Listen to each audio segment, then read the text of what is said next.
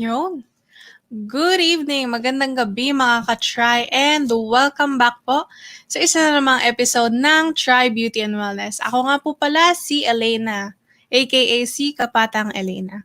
And for today's episode po, we will talk about tips and tricks for a younger looking face using makeup. And actually very special yung episode na to kasi hindi po ako ang magsasabi ng mga tips na ito.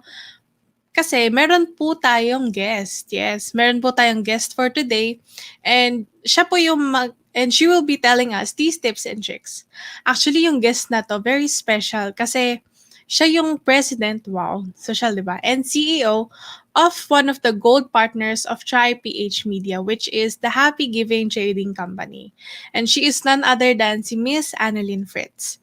So, yon. So without further ado, panoorin po natin ito.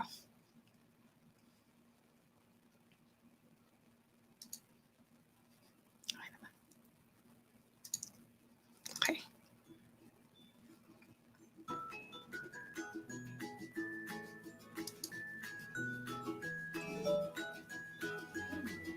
Good morning. So since meron po kayong shooting para sa cooking show niyo, how do you prep your makeup for shoot? First of all, I'd like to say thank you for having me in your segment.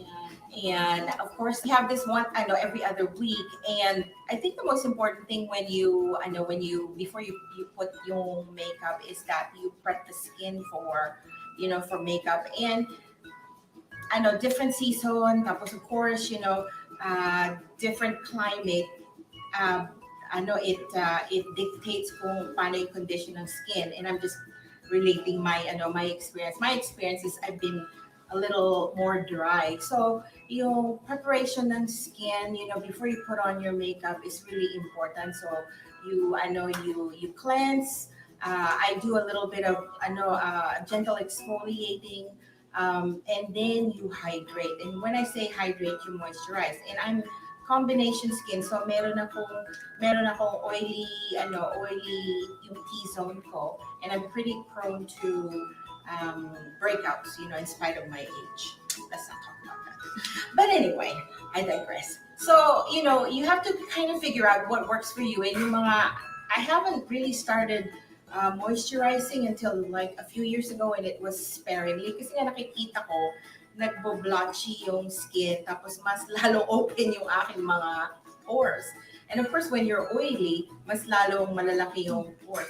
But what I found out that worked for me is that you really exfoliate very often. Pero hindi siya harsh because I've done yung exfoliating, then I did retinol. Sometimes it could be too harsh, mas lalong nadadry yung skin. So, I did it, sparingly. So, pagka nakikita ko over oily ako, like in the summertime, doon talaga, mas regular yung exfoliating.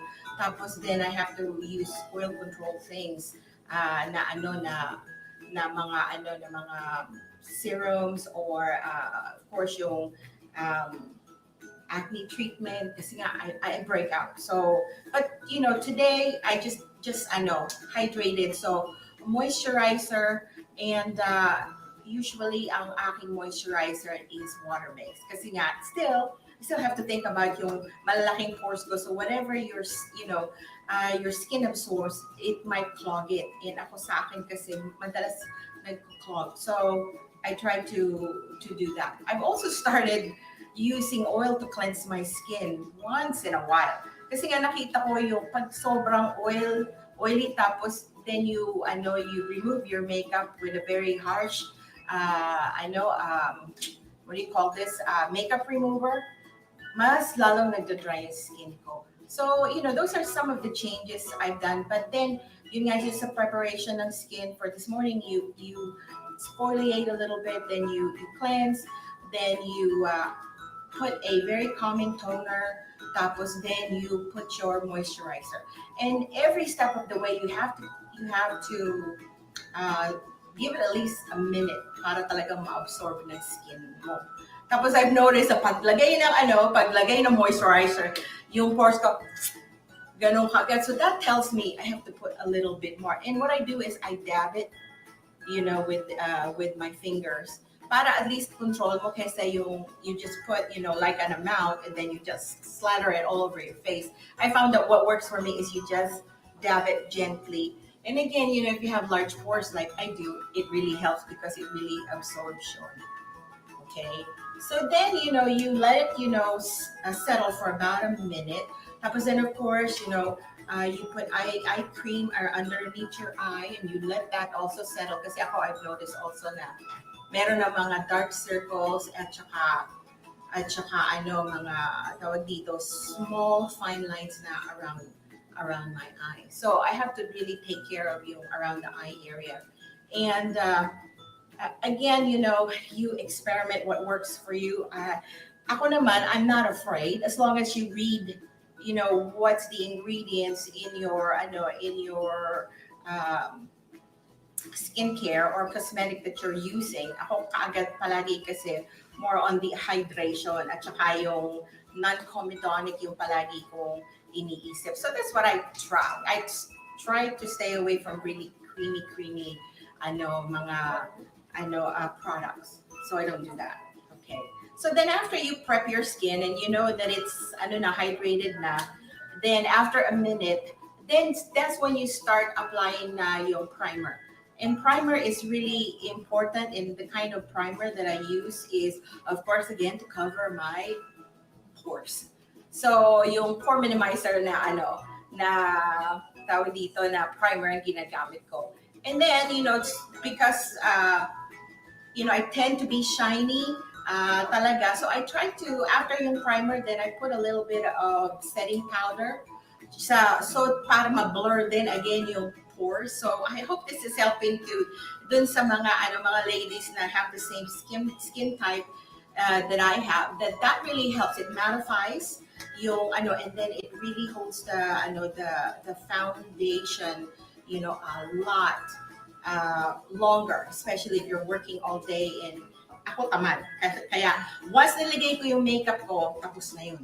So I don't like to reapply. So after that, then again you let it all kind of sit in. Tapos then you apply the foundation. I never used to use foundation. The older you get, and the the reason why you use foundation is for sa akin to even the skin tone. Kasi nga, as you get older, you're getting all these mga dark spots na, and then of course yung mga scars from some of the acne. So you do that. My advice is that if you're very young right now, take care of your skin now, because I didn't.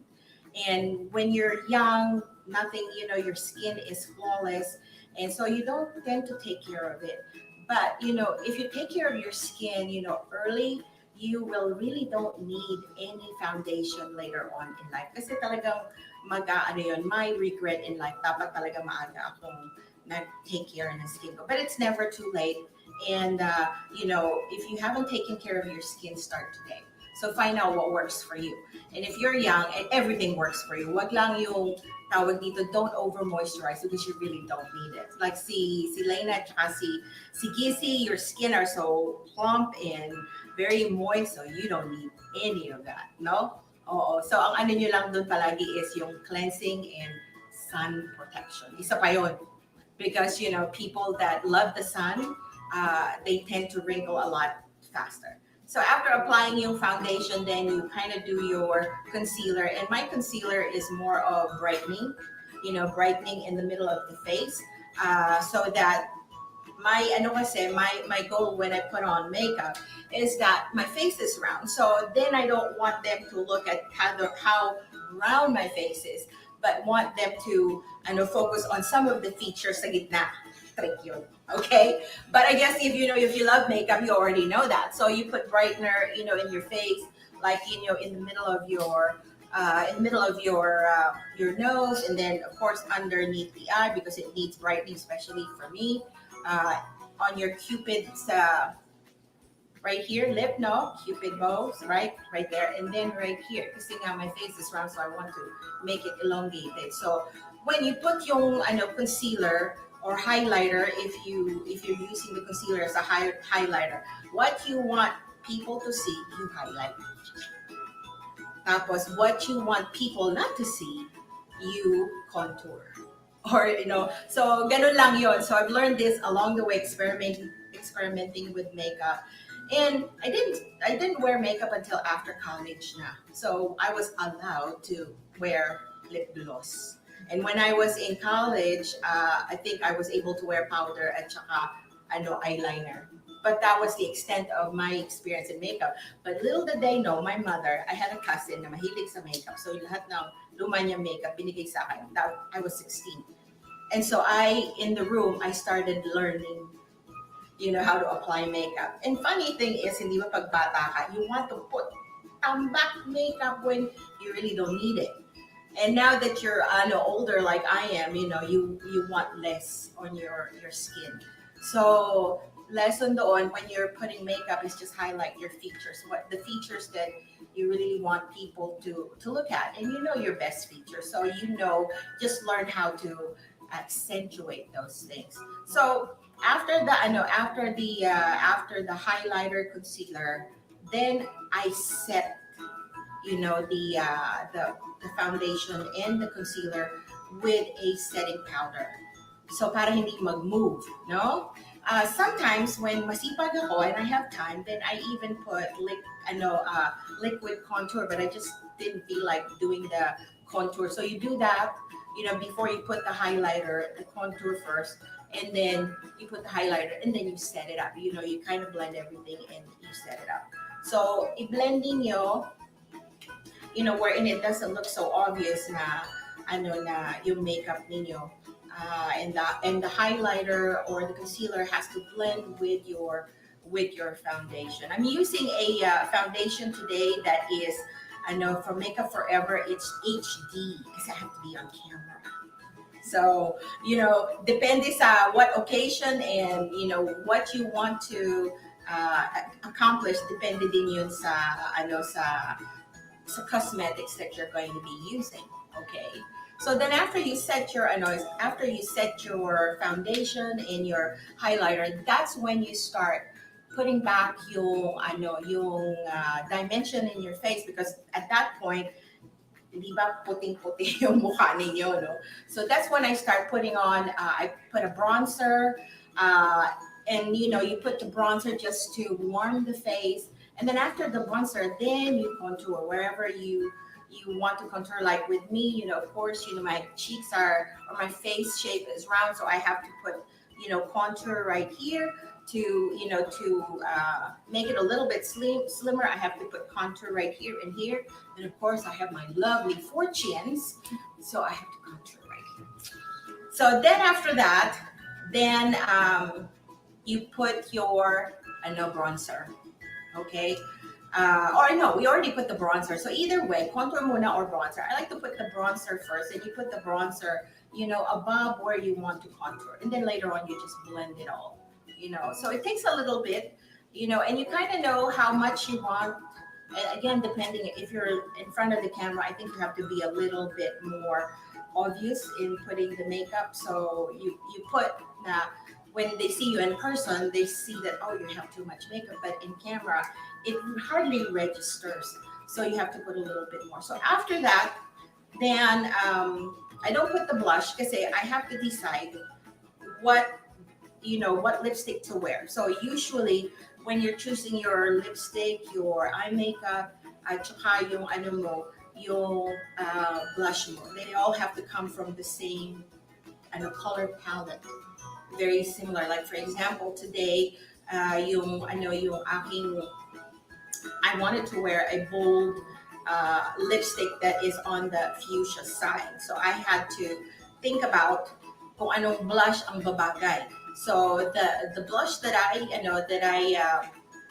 use today has a little undertones of peachy, pero meron siyang maanong tone ng the same color as my lips. So kaya nagbe-blend. Ganon. Okay, so I don't usually put my blush until I've decided what color lipstick to use. Okay, so then before I put the lipstick on, I usually do the eyes. And before I do the eyes, I do the eyebrows because my eyebrows are very uneven and sparsely populated. So I had to fill it in, and that takes a while because the eyebrows, if you do it right, it's supposed to frame your face, and it's supposed to really give you direction on how to apply yung eye makeup ninyo. And I'm very basic sa eye makeup, and you always try and see what works for you. With me, I have a very wide eyelid, and then of course I have yung hooded siya. So I have to really elevate yung aking uh, eyeshadow to give the illusion that I do have big eyes because my eyes are very small. So you use with the colors now, that are natural for you. I use a lot of browns and mauves, so that yung mauves, it really brightens your eye. Tapos yung brown naman, those are the one that contours your eyes. And then I like to use yung eyeliner that gives you a little bit of a cat eye because my eyes are drooping. So again, illusion. When you follow the eyeliner, it goes up. So then you have the illusion that your eyes are medyo cat eye siya. And then in the middle, I always put something really light. So then it kind of makes my eyes a little bit bigger. On the bottom, I really don't put a whole lot because I used to put under eye liner, and it just closes my eyes. Kasi lalo na noon, ang alam ko lang kulay is black. So that's all I use. And it really closes your eyes. So I tend to learn through trial and error what works, for me. And again, as you age, the contour of your face, the contour, including your eyes, they become different. For some reason, my eyes got smaller, my nose got big. So, but that's my opinion. That's how I look at my face. No. So anyway, when you're done with the eyes, then you put a little bit of mascara. If you're on camera, if you know how to use falsies, do that. But I don't know how to use and apply my own falsies, so I just do the cat eye. Okay, and then you just use dark mascara to make sure that when you do a dark mascara, it makes it appear that you have lots of eyelashes, which I have very sparing eyelashes. And then that's when you come back and then decide what lipstick to wear. Usually I like lipstick. Hello, that's my makeup artist. He's complaining I'm talking too much. Okay. So, but anyway, you back to the lips, and then again, it depends on your mood for the day, what kind of colors, you want to apply on your lips. So I want it to be bright, so I chose a between red or ano ba ako towards the pink. And I said, okay, mas maganda siguro yung pink, because it's during the daytime. But sa gabi, I like to put a little bit more of a red tint on my lipstick. So then you apply, your blush, and I usually like to put the blush right here and a little bit closer because, before I just put it up here, because then again, my purpose is always to elongate yung face ko. But I've noticed that, when you put it a little bit closer here sa cheeks mo, because this is your cheekbones right here, or the apples of your cheeks, it tends to make you look younger. And that's a very big key, younger and fresher. So I kind of put a little bit of color right here, and then of course majority dito sa what do you call this? The high points of your cheeks, and then you kind of just blend everything. And again, I don't know if you're seeing any of this on camera, but if you're not, then it works because then it's not too much that I put on, so that the camera would even capture that. No. So then after that, I put a setting spray because that's important, especially if you're like me and you're lazy and you don't want to keep, reapplying makeup. A setting spray is really good to keep everything in place. And once in a while, because I am shiny, so I just get those oil absorbing pads, and I just dab, throughout the day. I don't need to reapply anything except, of course, lipstick after you drink coffee or you eat, and that's all I do. So anyway, I hope that helps you a little bit on my makeup routine. And of course, thank you for having me. Um, if you have any questions later on, I guess, Gissy and Lena will be asking some of those questions. All right. But thank you again for having me.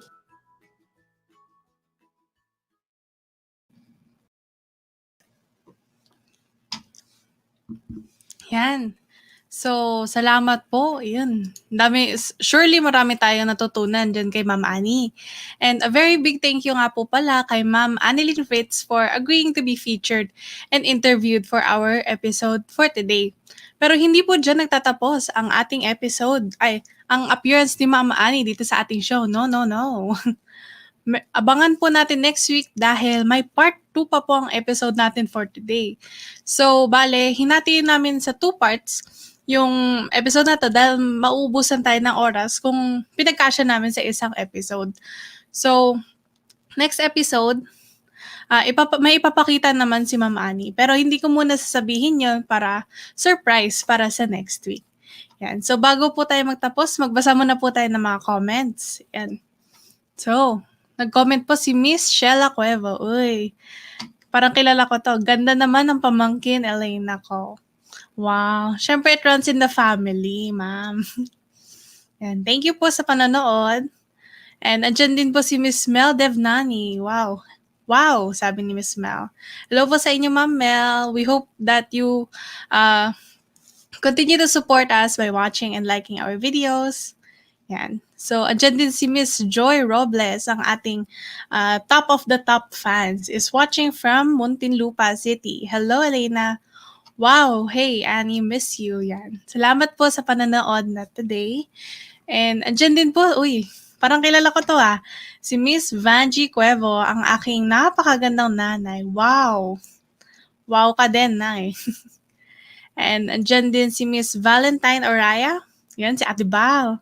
Watching from Ponderosa. Uy, parang alam ko din kung saan yan Parang malapit lang sa amin yan. Yan. Sabi din ni Ma'am Joy Robles, love the lippy. Yes, ang ganda po ng lippy ni Ma'am Annie dun sa episode, no? Very deep red and very, parang classic feel yan. Yan, nice. Sabi ni Miss Joy, ulit ni Miss Joy, nice, love your hair, Eleynah. Wow, thank you po. Naligo po ako ngayon para sa episode. Yan. And, ayun, may pahabol pa si Sir Jojo Adriano Robles, ang aking tito. Hi, Eleynah. Hello din po sa inyo. Salamat po sa panonood sa today's episode. Yan. So, bago po natin i-end ang episode natin for today, gusto ko lang po ulit pasalamatan si Ma'am Annie para sa kanyang time and kanyang pagka-feature dito. Maraming salamat po sa inyo. And binabati ko din ang kanyang napakagandang nanay na kasama yung mga nurse niya nandyan sa baba. Andyan sila Ate Joy, Ate Joanne, and si Ate Val. Yan, salamat po sa panonood. And gusto ko lang din po pasalamatan ang aking mga magulang na si Bibi Gate Este, si BB1 pala, na nanonood ngayon kasama ang kanyang better half ng aking nanay na si BB10. Yan. Alam niyo po ba kung ano ibig sabihin ng BB10? Well, ang ibig sabihin po niyan is BB10 sa height. Yan, love you, Nay. Baka wala akong hapunan eh. Yan, batiin ko na rin po ang aming bagong viewer, si Miss Mel Devnani. Yan, salamat po sa panonood at sa pagsuporta sa amin dito sa TryPH. Yan. And bago ko makalimutan, don't forget to subscribe na rin sa aming YouTube channel, TryPH Media. And i-like nyo na din yung aming Facebook page and pati yung video na ito. And yeah, so follow nyo na rin yung aming mga social media. So yung Instagram ko is tbw_Eleynah. And yeah, visit nyo na rin ang aming website, tryphmedia.com. Yan, so that's all for this episode, and we hope to see you again next week where may papakita si Ma'am Annie. So, abangan nyo yan. Hindi ko muna sasabihin ko ano ipapakita niya para abangan ninyo. Yan. So, I'll see you next week, and this has been Chai Beauty and Wellness. Bye!